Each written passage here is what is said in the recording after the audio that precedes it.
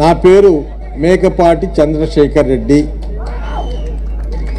నేను 4 తూర్లు ఉదయగిరిలో గెలిచినటువంటి వ్యక్తిని.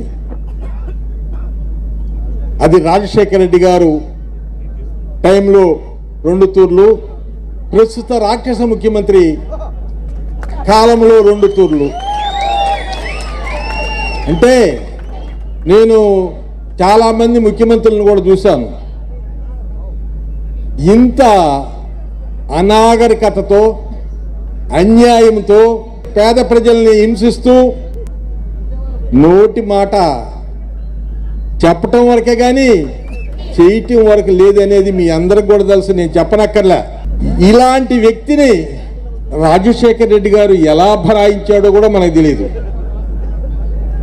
తండ్రి కొడుకుగా రాజశేఖర రెడ్డి గారి కుమారుడిగా మీరందరూ ఓట్లేశారు. చాలామంది ఇక్కడ ఉన్న వాళ్ళందరూ కూడా ఓహో రాజశేఖర రెడ్డి కొడుకు కదా, ఒక్క తూరి గెలిపిస్తాము, ఒక్క ఛాన్స్ అన్నారు. ఒక్క ఛాన్సు బంపర్ మెజార్టీతో ఇచ్చినారు. చంద్రబాబు గారు 3 తూర్లు ముఖ్యమంత్రిగా పరిపాలిస్తే ఇతను ఒక్క పర్యాయానికే కాలబెట్టేశాడు రాష్ట్రాన్ని అంతా. మీ అందరికి తెలుసు.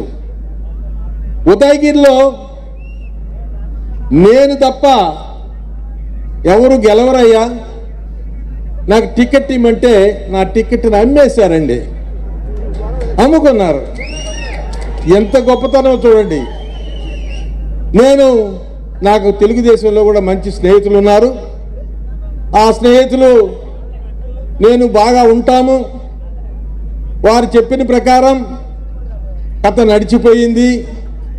నేను ఈరోజు తెలుగుదేశంలో చేరాను. నాకు చాలా గౌరవం దొక్కింది. ఇక్కడ ముఖ్యమంత్రిగా ఆయన పాపం జగన్మోహన్ రెడ్డి గారిని, పేరు కూడా మర్చిపోయినానో నేను, జగన్మోహన్ రెడ్డి గారిని కలిసేదానికే ఛాన్స్ దొరికేది కాదు. ఆయన్ని గెలవాలంటే బ్రహ్మదేవుడిని కలిసినంత, అంటే ఇంక ఎట్లుంటుందో చూడండి కథ. అలాంటి వ్యక్తి, ఎమ్మెల్యేలకు రెస్పెక్ట్ ఇచ్చినటువంటి వ్యక్తి ముఖ్యమంత్రిగా ఇప్పుడు టికెట్లని అటు నుంచి ఇటు, ఇటు నుంచి అటు, మంత్రులు అన్నీ మార్చుకుంటున్నారు. ఎందుకు వచ్చిన కర్మ అది? పద్ధతి ప్రకారం పరిపాలన చేస్తే, పేద ప్రజల్ని ఉద్ధరిస్తే, రాష్ట్రాన్ని అభివృద్ధి చేస్తే నీకు అది పట్టేది కాదు కదా. అది చేతగాక, పరిపాలన చేతగాక డబ్బు డబ్బు డబ్బు డబ్బు అనే డబ్బాతో రాష్ట్రం నాశనం అయిపోయింది.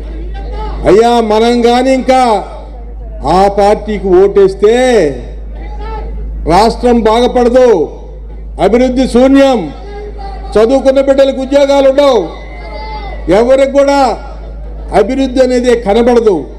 దయచేసి ఆలోచించి మనం ఖచ్చితంగా తెలుగుదేశం మళ్ళా చంద్రబాబు గారిని ముఖ్యమంత్రిని చేసుకోవాలి, రాష్ట్రాన్ని డెవలప్ చేసుకోవాలి.